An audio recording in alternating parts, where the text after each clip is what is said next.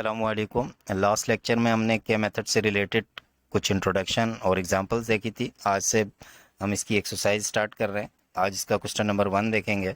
इसको टोटली के मेथड से हम सॉल्व करेंगे। इसमें फर्स्ट क्वेश्चन है हमारे पास। तो फर्स्ट क्वेश्चन में हमारे पास पी रेशो क्यू बराबर है आर रेशो एस के। तो इसको फ्रैक्शन फॉर्म में लिख लें तो पी ओवर क्यू बराबर हो जाएगा आर ओवर एस, और इसको के बराबर ले लेंगे। तो P जो है उसका Q डिवाइड से मल्टीप्लाई में ले जाएं तो P बराबर हो जाएगा क्यू के। और R से भी ये S डिवाइड से मल्टीप्लाई में जाएगा तो R हमारे पास बराबर हो जाएगा एस के। अब लेफ्ट हैंड साइड ले लें इक्वेशन की। ये हमारे पास लेफ्ट हैंड साइड है। यहाँ पर जहाँ पे भी P है उसकी जगह क्यू के, और जहाँ पर R है उसकी जगह एस के डाल देंगे हम। तो ये लेफ्ट हैंड साइड हमारे पास आ गई। तो यहाँ P दोनों साइड पर मौजूद है, 8 के साथ P मौजूद है तो ये क्यू के हो जाएगा, और नीचे भी 8 के साथ क्यू के आ जाएगा, और ये 3Q और नीचे भी 3Q, ये एज इट इज़ आ जाएगा। अब यहाँ अगर हम देखें तो ऊपर Q कॉमन है और नीचे भी Q कॉमन है, तो दोनों का Q यहाँ पर बाहर आ गया, और ये Q से Q कैंसिल आउट हो गया। तो 8K-3 और 8K+3 लेफ्ट हैंड साइड का हमारा आंसर आया। इसी तरह हम राइट हैंड साइड ले लेंगे, और राइट हैंड साइड के अंदर हमारे पास R मौजूद है, और R हमने ऊपर लिया था जो कि एस के बराबर था। तो यहाँ पर भी 8 के साथ R की जगह एस के आ गया, और नीचे भी एस के आ गया, और 3S जिसकी वैल्यू हमारे पास नहीं है वो एज इट इज़ आ गई, और ये एस के से सॉरी ये 3S आ गया। अब हमने इसका ब्रैकेट क्लोज कर दिया, ओपन कर दिया, तो 8SK-3S और 8SK+3S हो गया। अब इस वाली टर्म के अंदर से S कॉमन निकाल लेंगे हम, इस वाली टर्म में से भी S कॉमन निकाल लेंगे। तो यहाँ पर भी S कॉमन आ गया, यहाँ पे भी S कॉमन आ गया, ये S से S कैंसिल आउट हो जाएगा, और 8K-3 8K+3 ये राइट हैंड साइड का आंसर भी यही आ गया। इस तरह ये फर्स्ट क्वेश्चन हमारे पास प्रूव हुआ। सेकंड क्वेश्चन की तरफ आते हैं। यहाँ पर हमारे को इस टर्म को बराबर लाना है P ओवर Q के। तो सेम हमारे पास फ्रैक्शन है, P रेशो Q बराबर है R रेशो S के। तो P हमारे पास क्यू के बराबर है, R हमारे पास एस के बराबर है। सबसे पहले हम लेफ्ट हैंड साइड ले लेंगे। तो ये लेफ्ट हैंड साइड आ गई। P की जगह हमारे पास क्यू के आ गया, ऊपर क्यूब मौजूद है, और इसी तरह R की जगह हमारे पास एस के आ गया, ऊपर क्यूब मौजूद है। नीचे वाली टर्म को हमने एज इट इज़ लिख दिया। अब ये जो क्यूब है हमारे पास, ये क्यू के ऊपर भी मौजूद है, के ऊपर भी, यहाँ पर ये एस के ऊपर भी मौजूद है और के ऊपर भी, तो इसको अप्लाई कर लेंगे, दोनों के ऊपर आ जाएगा। यहाँ से के क्यूब और के क्यूब हमारे पास कॉमन निकल रहा है तो वो कॉमन ले लेंगे। तो अब अगर हम देखें तो ये वाली टर्म से ये वाली टर्म कैंसिल आउट हो रही है, तो के क्यूब बच रहा है हमारे पास। बाहर भी क्यूब रूट है, क्यूब रूट से K⁻3 कैंसिल आउट हो जाएगी। तो लेफ्ट हैंड साइड का आंसर हमारे पास के बराबर आ जाएगा। और अब अगर हम देखें राइट हैंड साइड के ऊपर, तो हमने ये देखा था कि ये जो P ओवर Q है हमारे पास, ये किसके बराबर है, के बराबर है। तो ये भी हमारे पास प्रूव हो गया कि जो के जो है, जो आंसर हमारे पास आया वो किसके बराबर है, P ओवर Q के बराबर है। तो इस तरह लेफ्ट हैंड साइड जो है वो बराबर आ गई हमारे पास राइट हैंड साइड के। नेक्स्ट क्वेश्चन है हमारे पास, थोड़ा सा कॉम्प्लेक्स है। इसमें भी हमने इसी तरह ही परफॉर्म करना है। तो सबसे पहले लेफ्ट हैंड साइड ले लेंगे हम। तो लेफ्ट हैंड साइड के अंदर हमारे पास ये P है, और P की वैल्यू हमारे पास क्यू के है। तो ये यहाँ पर आ गई क्यू के, और ऊपर स्क्वायर है तो स्क्वायर आ गया, ये Q square as it is आ गया। फिर ये रेशो एज इट इज़ आ गया, और फिर P की जगह इधर क्यू के आ गया, और नीचे भी P की जगह क्यू के आ गया, और Q एज इट इज़ आ गया। अब इसको थोड़ा सिंप्लीफाई करते हैं।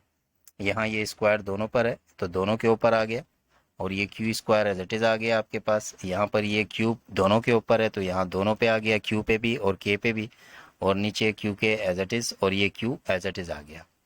अब इन दोनों टर्मों में से क्यू स्क्वायर कॉमन निकल रहा है, और के स्क्वायर +1 हमारे पास बचेगा, और यहाँ ऊपर वाली टर्म एज इट इज़, नीचे वाली टर्म के अंदर से क्यू कॉमन निकल रहा है तो क्यू कॉमन लेंगे, K+1 बचेगा। अब अगर हम देखें ये जो रेशो का साइन होता है हमारे पास, ये फ्रैक्शन के तौर पे लिखा जा सकता है। तो ये पहली टर्म है वो यहाँ आ गई, और ये रेशो की जगह हमारे पास ये डिवाइड का साइन आ गया फ्रैक्शन का, और ये वाला नीचे आ गया। और इसके अंदर ये एक क्यू को, ये ऊपर 3Q हैं, इससे काट देंगे तो इसमें 2Q बच जाएगा आपके पास।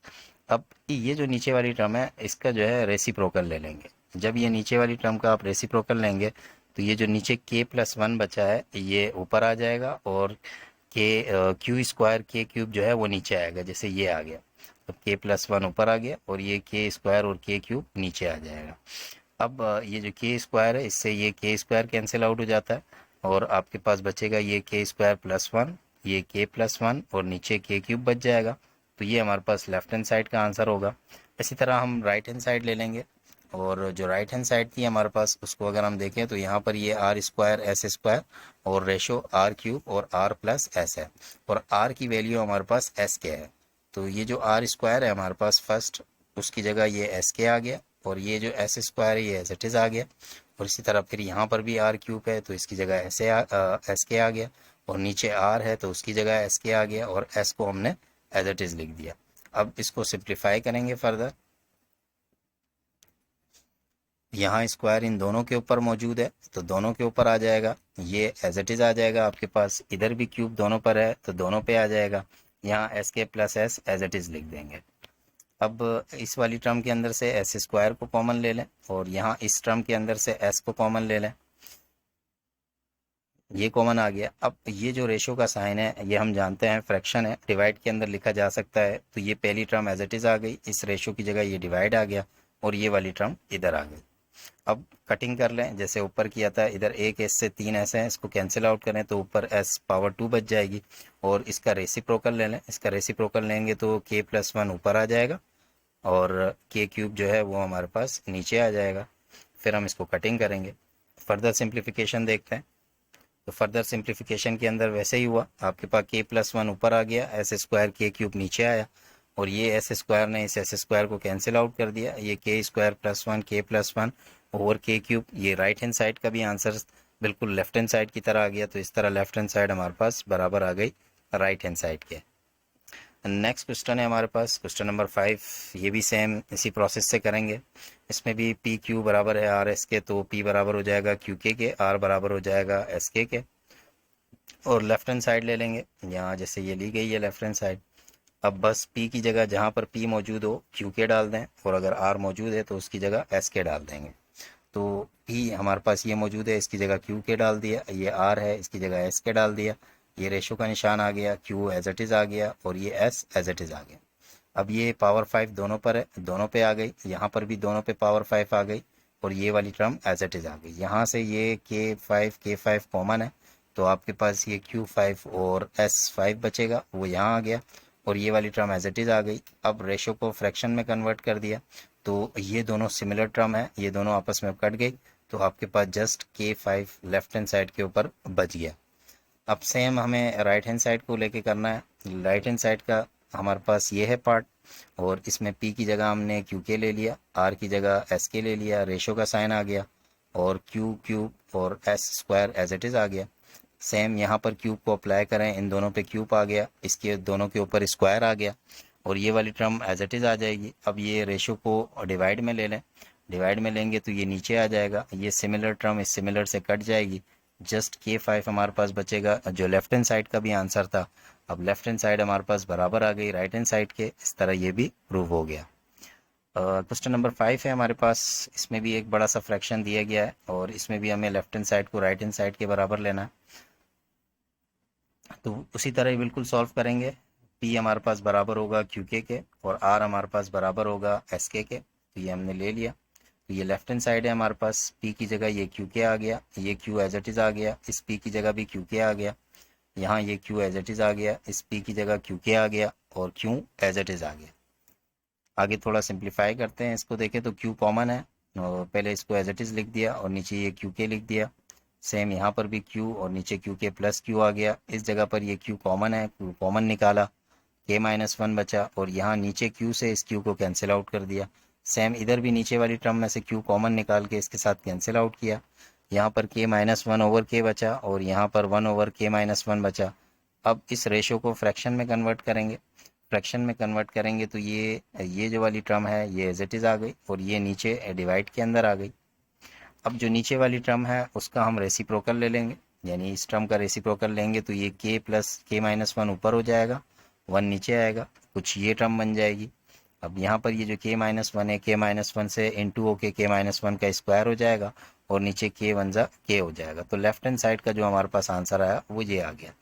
अब राइट हैंड साइड हमने सॉल्व करनी है, जो इसी तरह का आंसर आए उसमें भी। तो ये हमने राइट हैंड साइड ले ली, और जहाँ पर भी R मौजूद है उसकी जगह एस के लिख दें, और ये एस एज इट इज़ आ गया, नीचे आर की जगह भी एस के आ गया, इधर एस आ गया, नीचे आर की जगह एस के आ गया, ये एस एज इट इज़ आ गया हमारे पास। अब इसको ब्रैकेट ख़त्म कर दें और फिर ऊपर वाले से एस कॉमन ले लें, नीचे एस मौजूद है, ये आपस में कैंसिल आउट कर दें, ये के माइनस वन बचेगा। इसी तरह सेकंड साइड पर भी ये एस से नीचे एस कॉमन लेके कैंसिल आउट कर दें। अब इस रेशो को जो है वो कन्वर्ट कर दें फ्रैक्शन के अंदर और ये नीचे वाले का रेसिप्रोकल लें, रेसिप्रोकल लेंगे तो के माइनस वन ऊपर और वन नीचे आ जाएगा। और सेम ये के माइनस वन से इंटू होगा तो इसके ऊपर पावर टू आ जाएगी और नीचे के वन ज़ा के आ जाएगा। तो बिल्कुल लेफ्ट हैंड साइड जो है वो राइट हैंड साइड जो है वो लेफ्ट हैंड साइड की तरह हो गई यहाँ पर भी। तो left hand side is equal to right hand side. So इस तरह ये भी प्रूव हो गया। तो हमारा ये जो 18.6 है इसका जो पहला क्वेश्चन था उसके सारे पार्ट हमने कर लिए। उम्मीद है कि आपके ये समझ में आ गए होंगे। अस्सलामु अलैकुम।